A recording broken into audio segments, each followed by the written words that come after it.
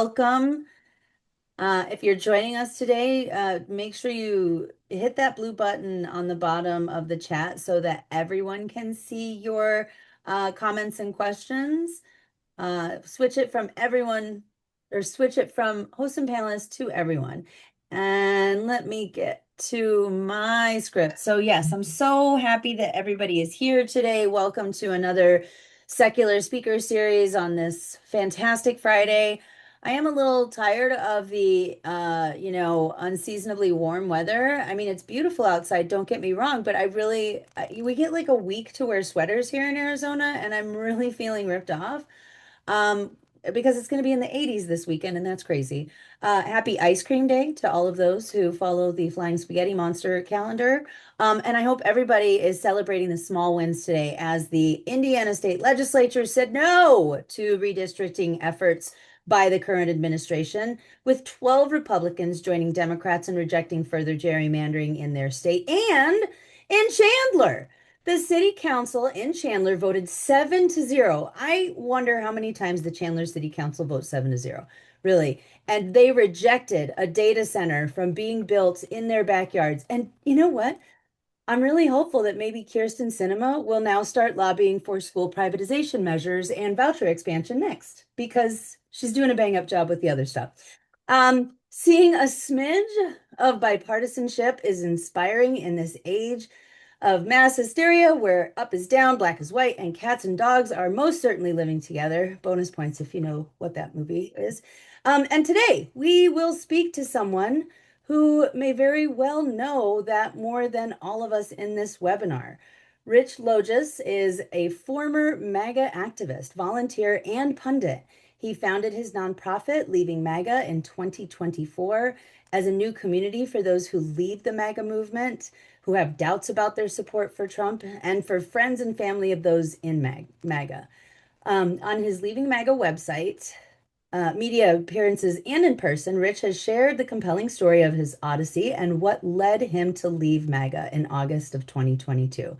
He is a contributor to the Midas Touch Network and leads support groups for friends and family of those in MAGA. So I know that there's a lot of us who have struggled with losing family members. I think that's probably part of the reason why Ian says forged family, because so many of us end up forging our own families in the absence of our true family. So with that, please give us your bio. If there's anything that I missed, let us know. And I'm so glad that you're here today, Rich. No, thank you, Jeannie. That was really all-encompassing. So thank you for the introduction and the warm welcome. I would like to just start out, as I always do, as customary. I would like to apologize for my past MAGA activism. Had I met all of you when I was in MAGA, especially knowing that you may be secularists, I would have deemed you all an existential threat to my life, my livelihood, my family, and my country. And for that, I'm sorry. You didn't deserve to be thought about that way.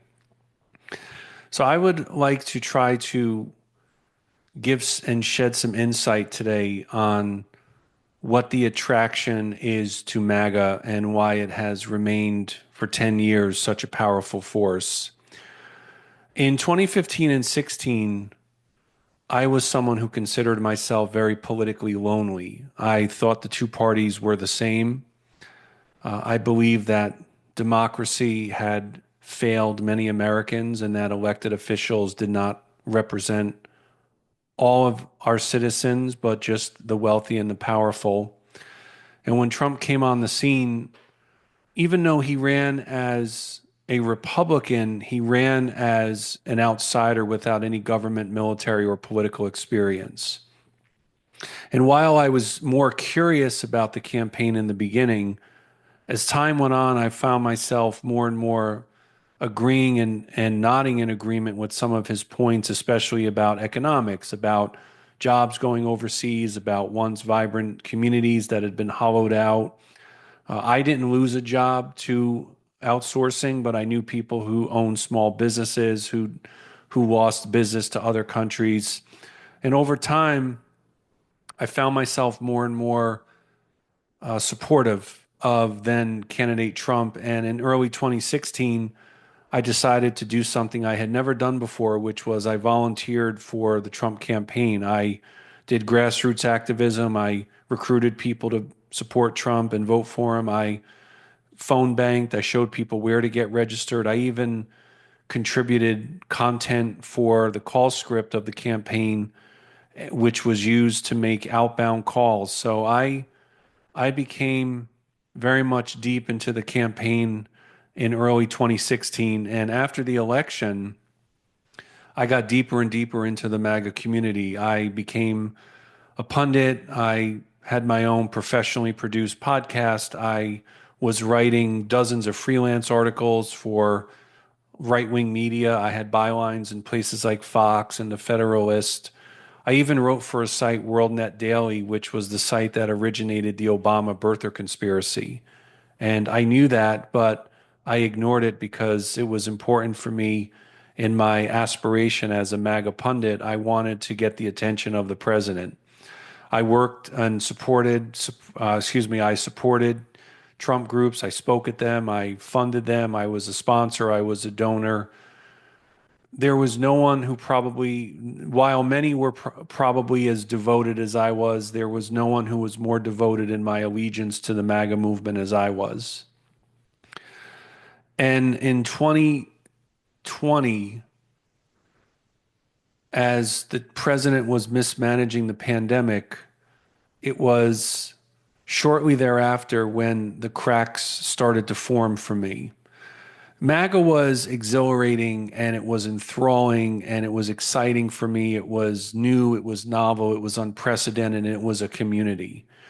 But it was all of that until it wasn't.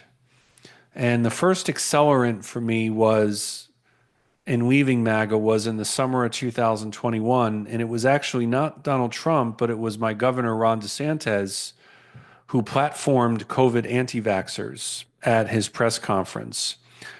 And that really confused me. I didn't understand why he was doing that. And after Ron DeSantis did that in the summer of 2021, I diversified my news and information sources. And I came to better understand Donald Trump's mismanagement of the pandemic. I came to better realize what the January 6th insurrection really was. I didn't take it that seriously when it happened. I thought that the press and those opposed to Trump hyperbolized January 6th, calling it an attack on our democracy. And I came to realize that those who said that were, in fact, accurate. The final straw for me in leaving MAGA was on May 24th, 2022, which was the Uvalde, Texas school shooting.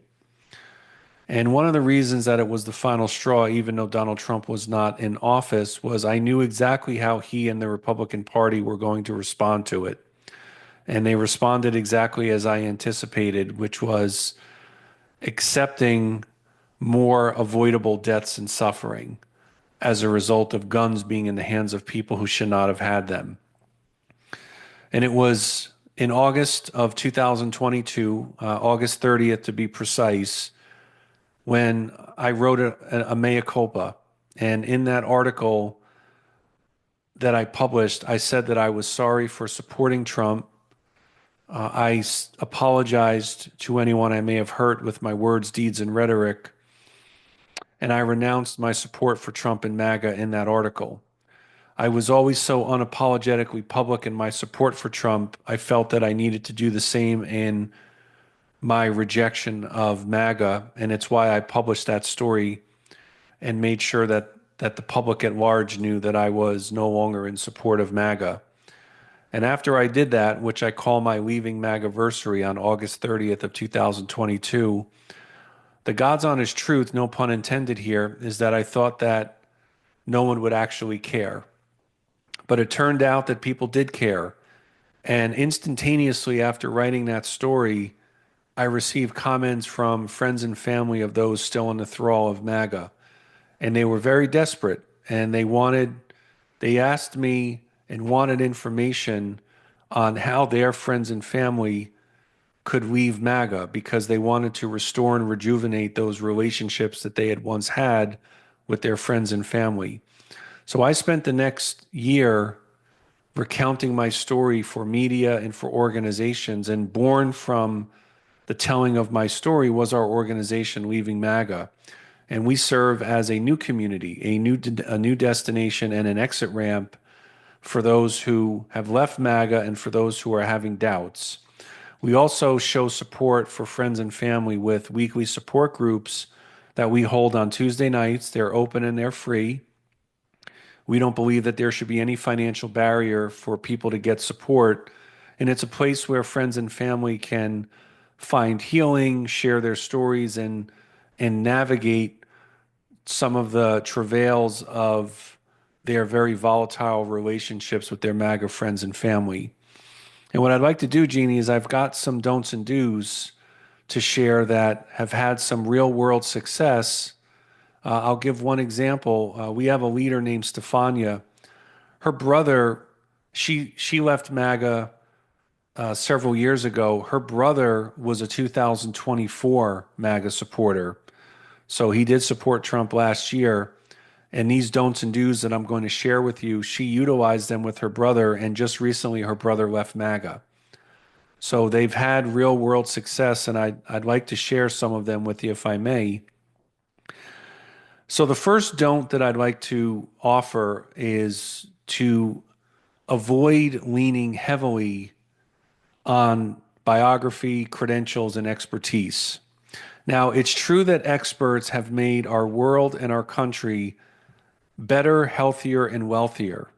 But there is, unfortunately, an anti expert, anti education, and anti intellectualism within the MAGA community. Not because of a lack of intelligence, but because the propaganda within MAGA and the right wing for many years has cast aspersions on academia and expertise. So when we lean into expertise, all we're doing is creating a bulwark and a defense.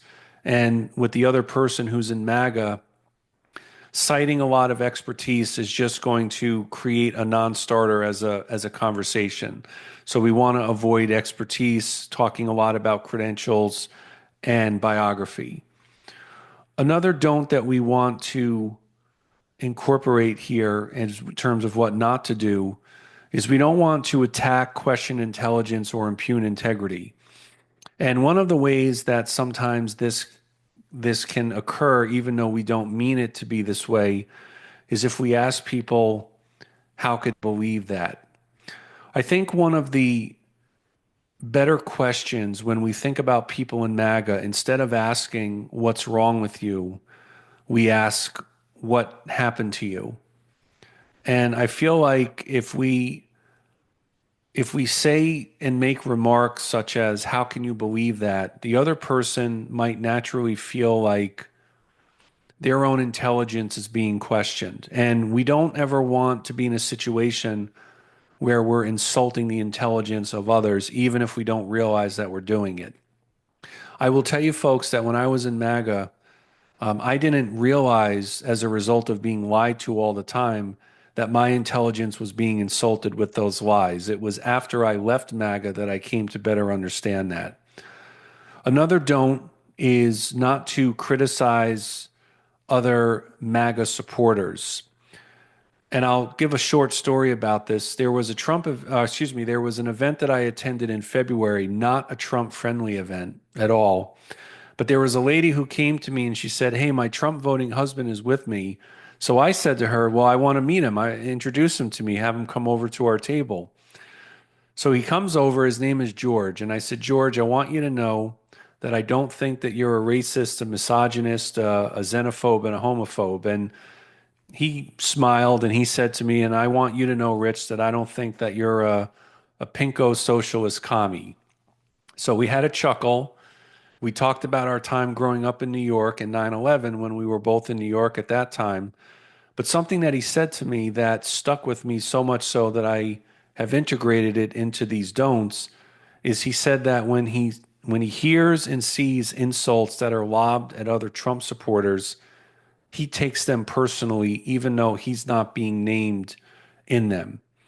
And I understood his point, and I feel like it is important to remember that when we're talking to someone who's in MAGA and a Trump voter, if we mock or ridicule others who are in MAGA, that that person might feel like they're being mocked and ridiculed. Another don't, and this is a big one, is not to debate facts and policy. And I know that all of us have done this, and I have done it as well. It is a fact and a reality, no pun intended, about the fact of our Homo sapien species that we make decisions on feelings and emotions and perceptions, not on facts and policy. Now, I'm not saying that none of us make decisions on facts. I'm sure that many of us here do, in fact, come to our conclusions based on veritable and verifiable facts. But if we try to debate facts and policy with someone who's in MAGA, it's going to create another defense because people do not make decisions that way. As much as MAGA might say, and I'm not going to say the word to keep it family friendly, F your feelings, the reality is that MAGA as a community is almost wholly emotional and conformist. When I was in MAGA, any information that even remotely refuted the pervasively held mythologies was shunned and rejected.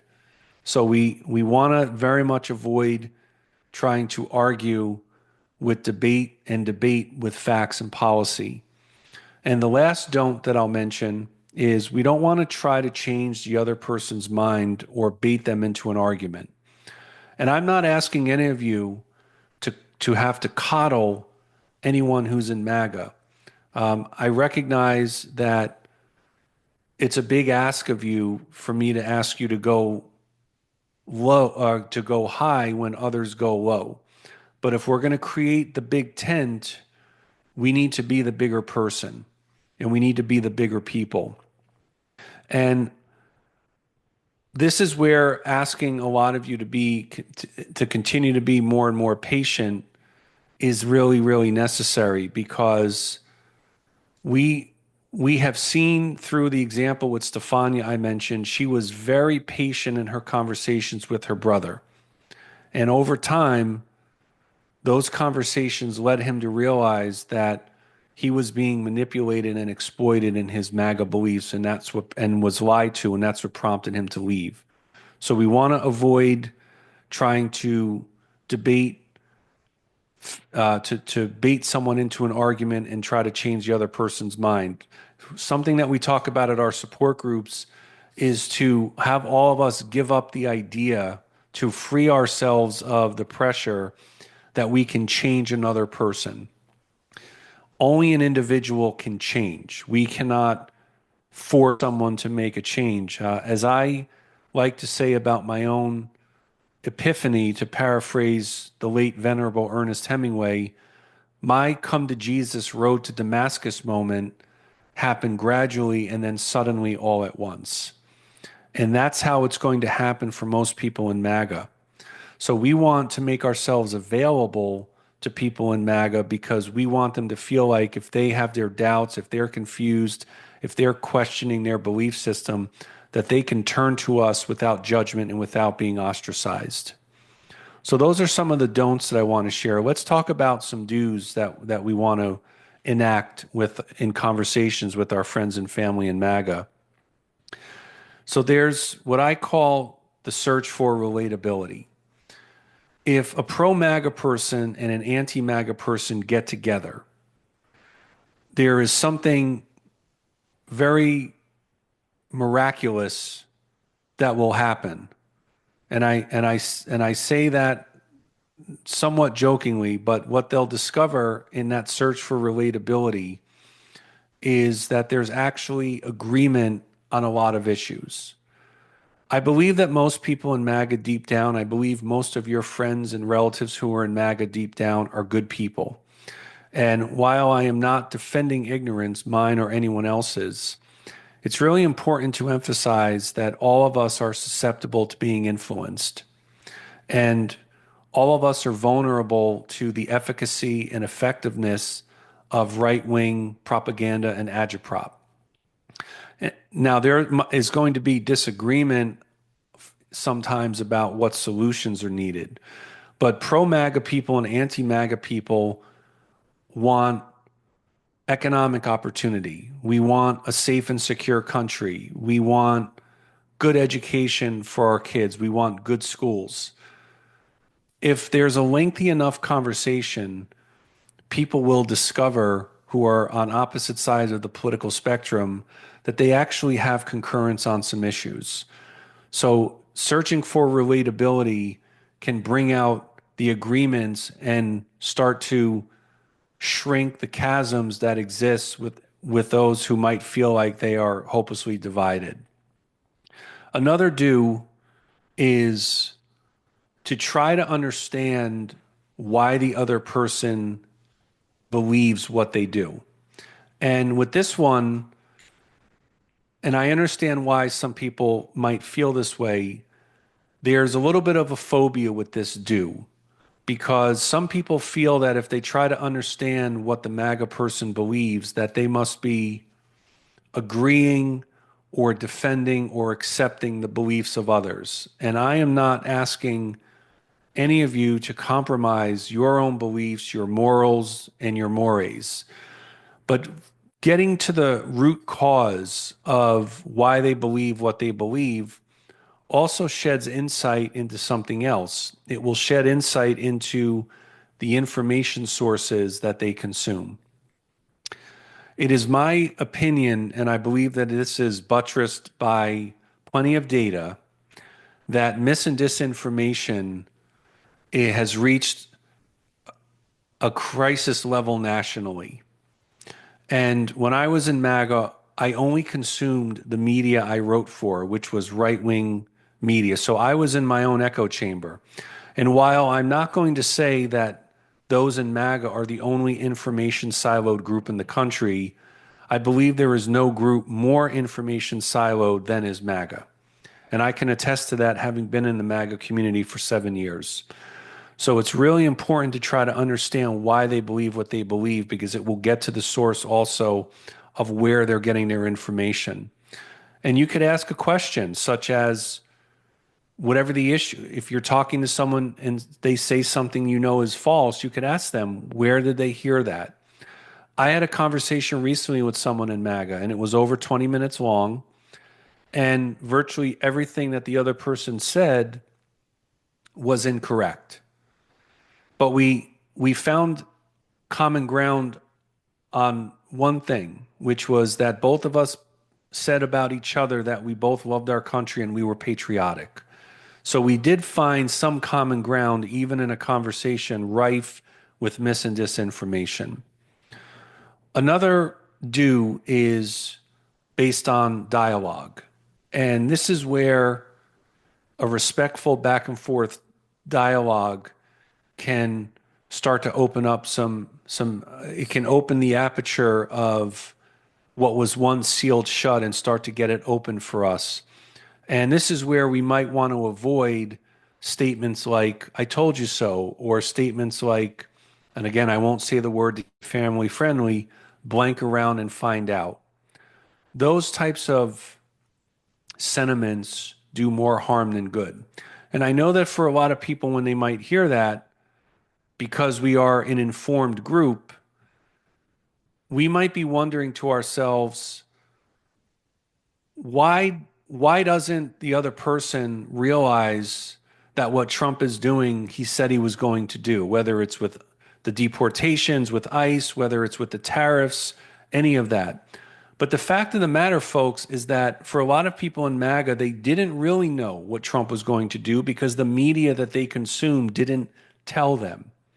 So this again comes back to why they believe what they believe in the information sources that they are consuming. So the respectful back and forth dialogue is such that it will enable us to show someone that maybe they weren't as well informed as they might have thought that they were. And then the last do that I want to offer it's one of reconciliation. Do I think that it's okay to avoid politics if necessary? I do think that it's okay, and I defer to everyone because you are the best judge of the dynamics of your relationships. But having said that, we also want people talking more. And as part of having those conversations, letting go of the idea that we can change another person, something else we talk about in our support groups is not allowing the stress of these conversations to be all consuming and finding reconciliation with friends and family is a way to regulate our nervous system and reduce a lot of the anxieties that we have in these very highly charged political conversations. So these are some Genie don'ts and do's that I wanted to share. These, again, have been applied in real life situations with success. And I also want to mention that while they have been successful, I feel like they're also a work in progress. And we at Leaving MAGA are still we're always looking to expand and improve upon the methodology that we think can work. But these don'ts and do's we've found as methods and tactics have really helped those who have friends and family still enthralled in MAGA. Hmm. Wow, this is good because I know, based on our former or prior webinars, a lot of our members talk about struggling with family members. I myself don't talk to my sisters anymore unless it's an update about my father. Um, my question to you, and you may have said this and I may have missed it. Were you a Bernie supporter before this? I'm just curious.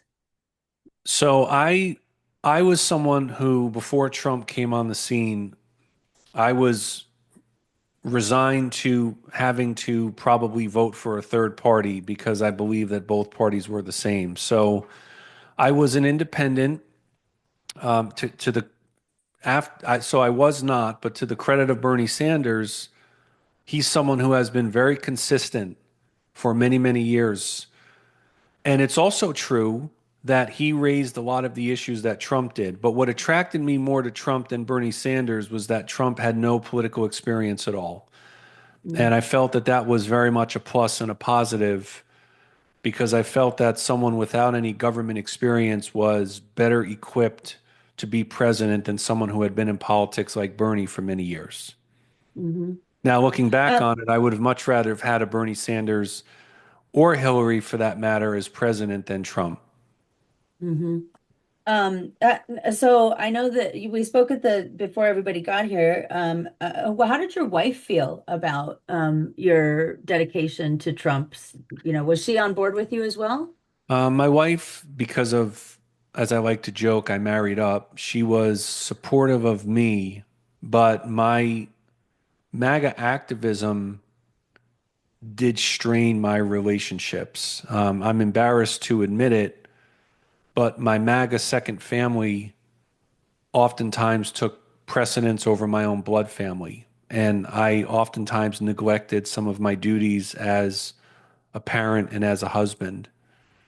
And that's that's another topic about stress with spouses that sometimes I hear about and comes up in our support groups.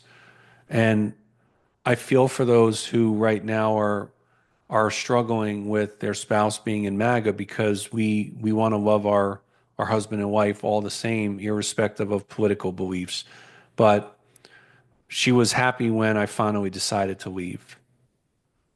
I know quite a few marriages, some still intact and some not, of personal friends of mine. And where the husband had gone more right wing and the wife was kind of looking on like, who is this person? A couple of people I know are still married, a couple of people I know are either divorced or going through the process. So yeah, it's interesting. Yeah, I've seen it work one way or the other. Here's a question coming from John. Hi, Rich. Just curious, did Trump's behavior towards women, as revealed by the Access Hollywood interview, for example, ever give you reason to change your views? I did not defend the comments about the late John McCain or women or Muslims, but I also chose to look the other way. I allowed myself, and I say allowed because it's important that I take responsibility for my past deeds and actions and rhetoric. I allowed myself to quickly believe that if Hillary and the Democrats had won the election, that the Democrats would have seized power indefinitely. Now, looking back on it, I know how delusional it sounds, but it's what I sincerely believed at the time. So I didn't agree and support with what came out, especially the Access Hollywood tape, but it was not enough for me it didn't give me pause and it wasn't enough for me to cease supporting Trump. By early 2016, I was all in, and my dedication only increased as we reached the election and then subsequently after the election. Hmm. So I have no Um, I have no defense. I have no good defense for that. and you talked about, that was really the first time that you dug in and got to act, involved in a campaign like that, and even went so far as to, podcast and all of the things. And I see a lot of people like that too from the 2016 election. And especially I would say after watching the Fox debate, it also just came up on my memories like recently and it was such a spectacle. I think it was the one that Megyn Kelly moderated, and it felt so much like almost Hunger Games, right? Like it was a combination between that and like Running Man and Idiocracy. It was so bizarre, and it felt like people rooting for a sports team. Do you know what I mean?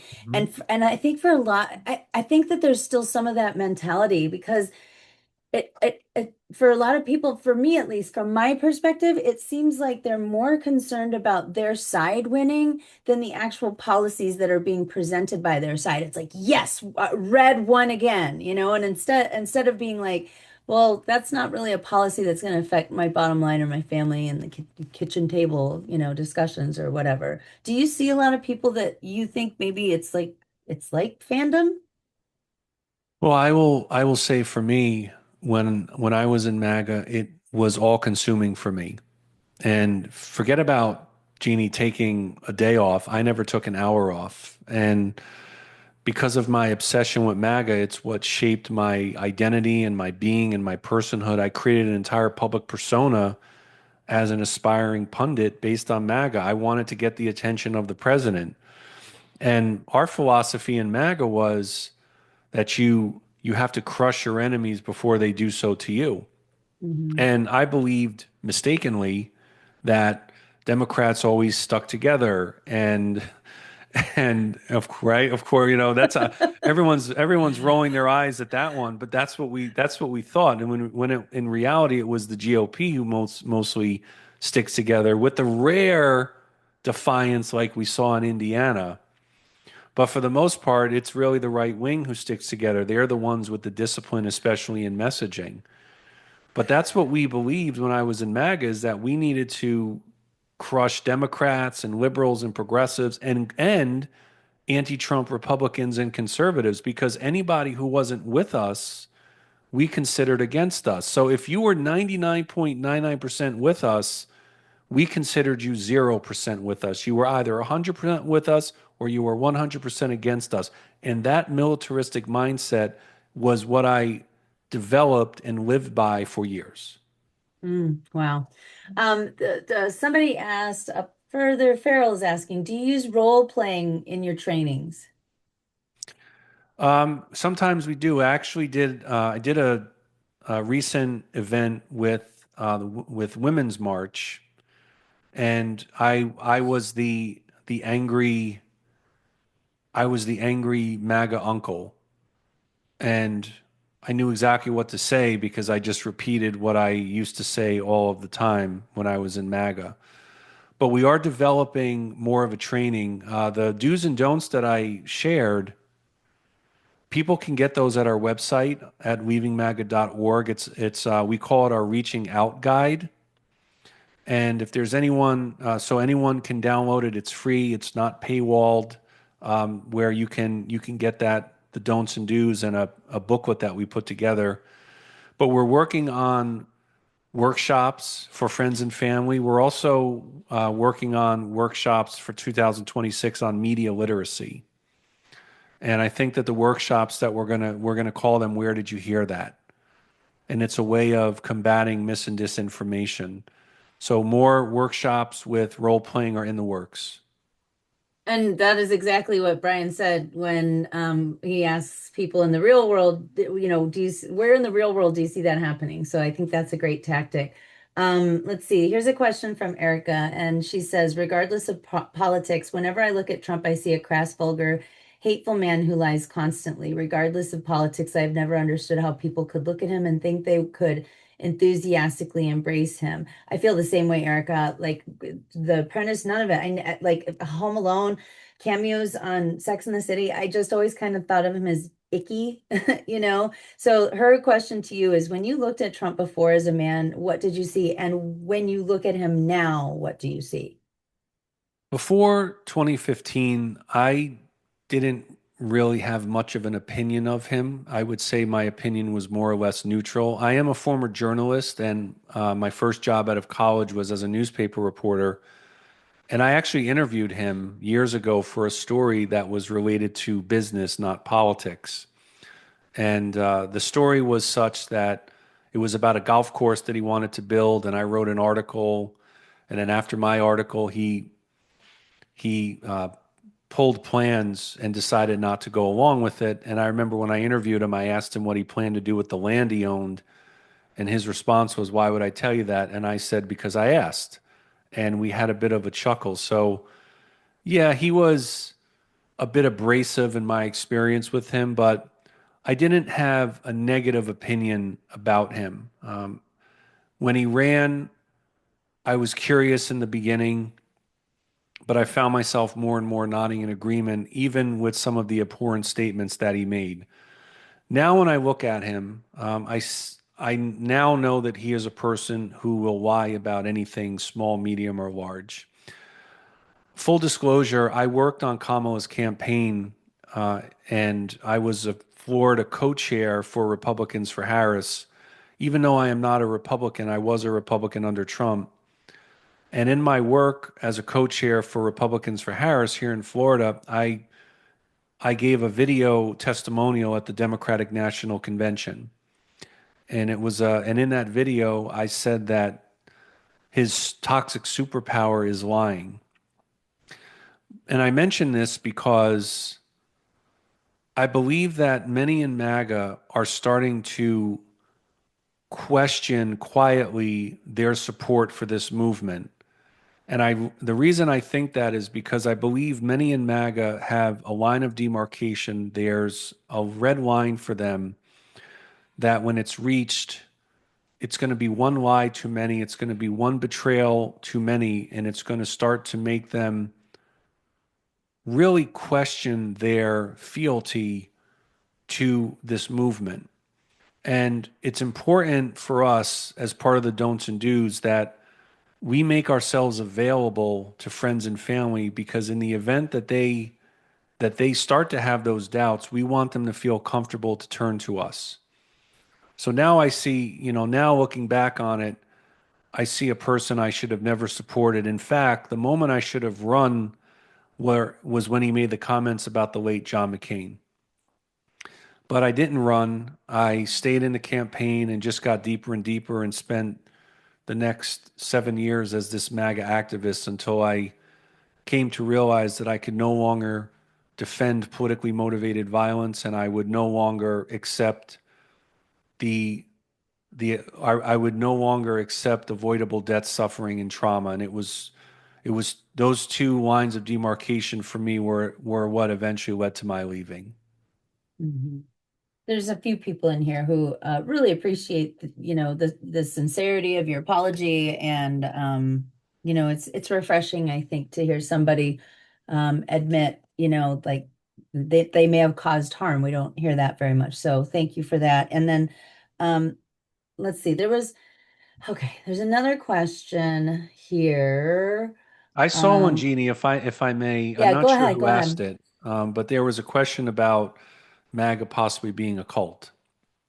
Y- I did see that question. If I may address Yeah. that one, do I understand why someone, the person who asked that question and others might think that? Absolutely. There were definitely cult-like aspects to being in MAGA for me. You know, I mentioned before about sacrificing familial duties for my MAGA second family. But the reason I refrain from referring to MAGA as a cult is because we want to extract people out of MAGA, especially the ones who are having doubts. And if I believe if we refer to them as cultists, it's going to give them more reason to stay in MAGA, even if they're starting to have doubts, maybe even those who feel like they should leave. When I was in MAGA, we used to say about the outside world that we weren't in the cult, that they were in the cult, and that we weren't the crazies and everybody else, they were the crazies. So there was this circuitous loop of everyone calling each other cultists and crazies. And so while it is very difficult to leave, it is possible to leave. So there isn't a commune or a compound that one has to flee to leave MAGA, but I believe that it is better defined as a community where people have a sense of gathering and feelings of belonging and camaraderie. So I would just mention that because I feel like it's best to avoid the cult language because we don't want to alienate people and estrange them any more than we may already be experiencing in our relationships. Mhm. There's been a few mentions here of January 6th, and you said something about, the perception that many people had was that it was just, oh, it's hyperbole. But my question is, I mean, I remember that day being horrified. I remember calling my dad, and he pretty much stopped watching the news that day, almost. You know what I mean? It became just too much for him. It like broke his heart. And so I don't understand how people could have seen the same things that my father and I saw on TV. And then of course like the other, footage that was all put together during the January 6th like hearings. How could it have been interpreted as just, friendly tourists going through the Capitol? So I did not believe that the election had been stolen.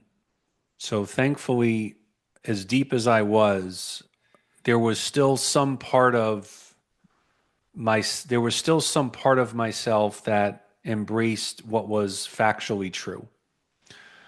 I Mhm. didn't think that Joe Biden won by fraud. I didn't support what happened on January 6th. However, I am a bit ashamed to admit that what perturbed me about January 6th wasn't really the violence of what happened. It was that I was afraid that all of the insurrectionists were harming our chances of a 2024 comeback. So what bothered me was really my response to January 6th was more about damage control than disgust and revulsion over what happened.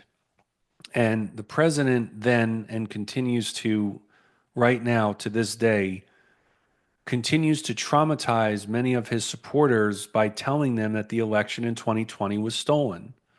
I just saw a story right before coming on with you that the Department of Justice is suing the state of Georgia for documents and records related to the 2020 election in the state.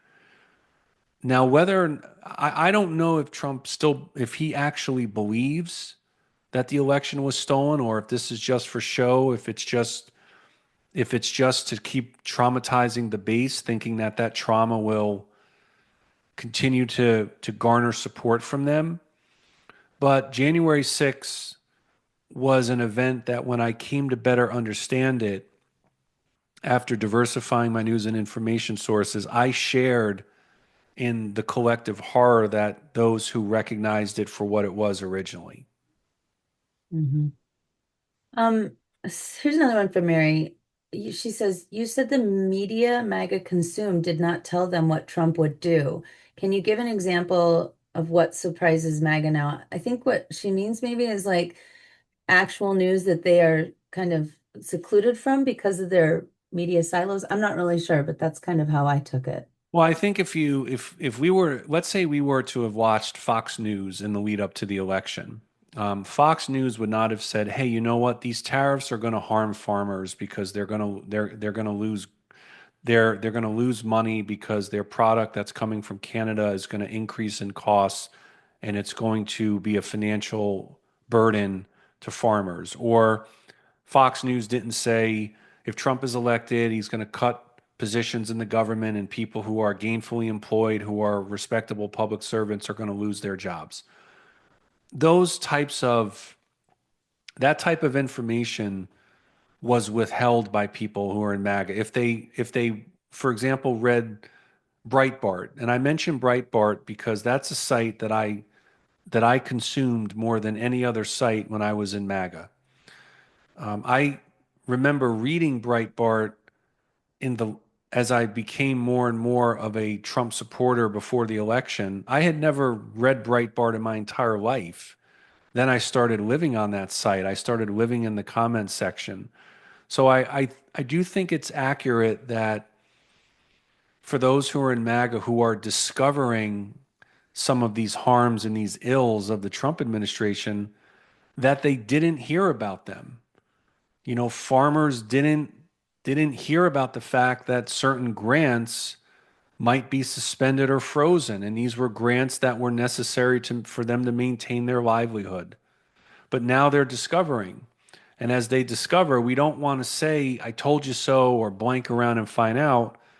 We want people to listen to their doubts, because if there's remorse or there's regret, we want people to work through that remorse and regret, because that could be the impetus for them eventually leaving MAGA. Mhm. Ooh, this is a good question coming from Bonnie. And she has a little announcement too. By the way, Bonnie is one of the most prolific protesters I know. She says MAGA are descending on Phoenix December 18th through 21st at the Turning Point America Fest. There is a protest against Turning Point on December 20th, 8 a.m. to noon. She intends to stand up and speak out and wants everybody to join her. But the question is, what are your thoughts about Turning Point USA and what do you suggest to lessen their reach in college age men? That's a great question. And also just I'd love to hear your thoughts about Turning Point USA and the GOP as they relate to one another. But go ahead and answer her Yeah, question sure. first. Yeah. Let me just say that what happened to Charlie Kirk was reprehensible. I think that every reasonable person agrees with that statement, I believe. But at the same time, Turning Point has very much so sullied a lot of our national discourse. And it's done so much in the vein of the president, I believe, by traumatizing its followers into believing that liberalism and liberal democracy are failures. And I can understand why some might feel that democracy has let them down if they've may have feelings of being left behind or unseen or unheard. These were the kinds of sentiments that I had in the lead up to 2016. But I look at Turning Point as probably weakened as a result of Charlie Kirk's death, but it is still a formidable organization. And I think that the way that we start to get to our youth, especially young men, is we have to go where they're listening and consuming information. And I know there's a lot of the post-mortems about the 2024 election where, well, if Kamala went on Joe Rogan and did these podcasts, would it have made a difference? I don't believe it would have, because I think that mis and disinformation was too much to overcome. But I would like to see the Democratic Party do something that it was doing for a while and then stop doing, which was go into red areas in town halls. I don't know what Mm. happened to that. I thought it was such a Mhm. great idea, but going to where people are, going into college campuses where our youth are, you have to go where the young people are. And when you go to where they are, our youth are smart, they're intelligent, they're perceptive, and they're adaptive. They will listen if you go where they are. That's what Turning Point does very well. Turning Point goes where the youth are. And so if you're a young person, if you take, for example, your regular young voter in 2024, they weren't hearing from Kamala Harris and the Democrats, but they were hearing from Trump and the Republican Party. So if they decided to vote, they were going to go with the side that they were hearing from. And if anyone was not sure, they were going to go with the side that they were hearing from. So that's where the Democrats were at really such a disadvantage, is that they just simply weren't getting their message in front of younger people, whereas Trump and the Republican Party were very wise to go into these podcasts and go to places where the young people were. So Turning Point can be challenged, it can be rebuffed, but it's going to require Democrats going into unfriendly territory, which I know no politician wants to do, but it's necessary if we're going to counter Turning Point. And I agree with you. I liked seeing a bunch of Democrats go to, town halls that were not being held by their GOP counterparts. Right. I also there's a question. Oh, I remember what I was going to say. There's also a group here that founded in Arizona called Unity, Unity USA or Unit. I don't remember, but they're basically the counter movement for the Turning Point. It's two young men, Unity Rising. That's right. That's what they're called. And the other thing is that these that the Republican Party has done well, or the Christo-fascists, Christian nationalists, whatever you want to call them, they get into gaming areas, right? Like online gaming areas where they're radicalizing um children, young men while they're gaming. In fact, my son, who's been a gamer for most of his life, has a handful of friends that he no longer talks to because they've gone full MAGA, and it happened in the gaming community that they are a part of. And so he's like ended, a decade-long friendship, a couple of them with some of these guys. And I knew them when they were teenagers, and I know right now that they're voting against their own best interests. So it's Hmm. really crazy to look. But again, you mentioned earlier too that they're very good about everybody. Okay, these are our talking points. Let's all get on the same page. Just recently, I monitor what's happening at school boards throughout Arizona, and we're having these schools shut down because we have vouchers that are being used by millionaires and billionaires. It's 11% of our education budget is being consumed by 6% of our families, and they're saying that it's abortion and people not having babies, and that's why we have low enrollment. But it's crazy to me how it was like, okay, Heritage Foundation said this, let's all get on the same page, and they did. And meanwhile, we can't agree on what to order for lunch, you know? Well, millionaires and billionaires, and I'm not here to take a Bernie approach on this, but millionaires and billionaires collectively are much larger welfare recipients than are people, single moms who are on SNAP. Mhm. And I think your example of what's happening in Arizona is a very good example of this. So a millionaire and a billionaire, they've got the same, they're entitled to the same constitutional rights as all of us. I'm not here to I'm not here to cast aspersions on them, but the fact that people without means are attacked and impugned in our country is a reflection of right wing rhetoric. And the ones who became full MAGA as a result of gaming, if we think about QAnon, the precursor to QAnon was Gamergate. So there's so Gamergate, QAnon, MAGA, all of these are all inextricably linked. And I'm Hmm. sorry to hear that the relationship ended, but it goes to show that once these MAGA and right-wing mythologies, once they stick their claws into someone, they're very effective.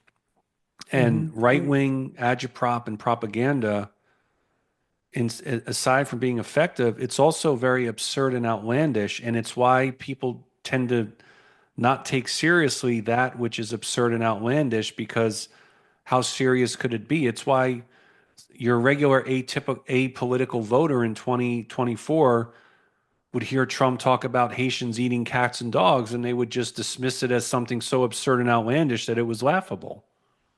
Hmm. And we have to remember that most of our electorate, they're politically indifferent. They don't follow the news like we do. They're apolitical. But I think that that's another opportunity for Democrats is to go in front of the apolitical and show them that apoliticism is a bubble in its own right, and that being apolitical, you could say you're not interested in politics, but politics is interested in you. Hmm. Absolutely. Here's a question from Jennifer. Do the MAGA faithful vote in midterm elections or only if there is a MAGA candidate on the ballot? So the good news about MAGA candidates is that when Trump is not on the ballot, MAGA candidates do not do well. And I'm thinking about Arizona, McMaster's and Kari Lake. Hmm. Without Trump on the ballot, both of them failed in their candidacies. Let's look at just the elections that just happened in Virginia, for example, and in New Jersey. Here in Florida, Miami just elected its first Democratic mayor in decades against a Trump endorsed candidate. What's the common denominator across all of them? Trump was not on the ballot. So I do think that MAGA supporters do vote in the midterms, but their interest is lessened when Trump is not on the ballot. And Trump is not going to be on the ballot anymore. At least he should not be. I say should not be because my opinion about the Republican Party nationwide, despite what happened in Indiana to the credit of Republicans there, I don't think that there is a red line for the Republican Party when it comes to Trump. I believe that if the choices were let Trump do what he wants or stop him, the Republican Party would let him do what he wants. Hmm. Yeah, And they've that's they've they've scary made to that say. clear. That's Yeah. pretty scary to say that about one of our two major parties. And what I fear Mhm. about 2028 in the lead up to the 28 election is that if Trump actually tried to stay in power, that the Republican Party would would do whatever it could to allow that to happen. I think you're right about that. Yeah. Um, Okay, I had more of a comment because, the fact that you kind of dipped your toes into the cool water of politics with so little previous experience and you were so successful. What do you think? What do you think about bringing the Working Families Party to Florida out there? I I, don't know. What are your thoughts on the Working Families Party? Because I like them a whole bunch. I think that overall more choices are probably better for the electorate. Florida is a closed primary state, so you have to be registered with a party to vote in the primary. I am in Florida what's called an NPA, a no party affiliated voter. So I can't vote in the primary unless it's in a unless the race is a nonpartisan race or if there's only one person on the ballot. So having said that, in November, this past November, I voted blue up and down the ballot. And in any election going forward, I'm going to vote Democratic up and down the ballot because I will not support the Republican Party. So I think competition can be very good for voters. Yes, we tend to vote in a binary way between there's two choices and usually both two candidates tend to get most of the support. But let's look at New York City with ranked choice voting. I think that ranked choice voting has been shown that voters are engaged. Look at the interest that got generated. The turnout in the general election for the mayor's race was the highest, I believe, in 60 some odd years. Mhm. And I think that even though the election wasn't ranked choice voting, I think that people got more involved in participating in democracy because of ranked choice voting, and it eventually translated into turnout in the general. Yeah, I agree. Well, I wish time wasn't up because I feel like we could probably, listen to you and ask more questions of you, but time is up. So I'm going to go ahead and end it. And I think you've already given us a little bit of this, but I want to know, given all your experience, given the headlines every single day, what gives you hope, Rich? You know, I'm what makes me optimistic is that I believe that most Americans, including those in MAGA, deep down are good people. And while I'm going to be pessimistic for one moment, while I do think it's going to get worse before it gets better, the optimistic counter to that is that I don't think that Americans will allow our country to slide fully into authoritarianism. And I believe that the cracks and the chasms that are widening right now in MAGA are going to continue. And we're going to find ways of reconciling with our MAGA friends and family. So I'm I have to fight the cynic in me. I admit that, but I am optimistic and hopeful that Americans will eventually and ultimately support to preserve our democracy and our democratic lowercase d institutions. Well, that is what I'm hanging my hat on too. I've been feeling, I think today too, just the Indiana thing. And oh, what was the other thing that I mentioned at the top of the hour? People are finally standing up and saying this isn't right. The This data isn't center. America. You Yes, mentioned the right. data Thank you. center. That's right. Thank you. Yeah. So and we're seeing more of it in our own communities too. People who are signing up to deliver food, people who are blowing whistles whenever they see ice, people who are driving people to medical appointments. I think that many people more and more every day are getting fed up. And thank you for sharing your experience. It's so important. And I hope everybody takes a look at your website and gets the little toolkit there and starts having more conversations with their families based on the advice that we were given today. Yeah, thank you. Anyone who wants to get in touch, our website is leavingmaga.org. You can subscribe to our newsletter, get our reaching out guide. My email is on the contact page. And yes, I actually do check my email. So if anyone wants to reach me directly, they're welcome to.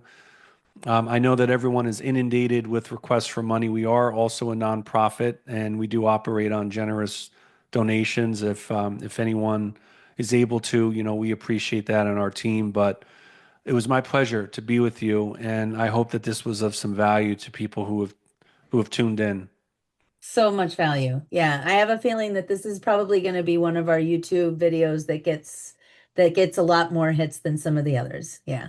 I'm happy to hear that. Thank you for having me. It was a great pleasure to be with you. Same. All right, everybody. Have a great weekend and we'll see you next week. Take Thanks, care. everybody. Bye.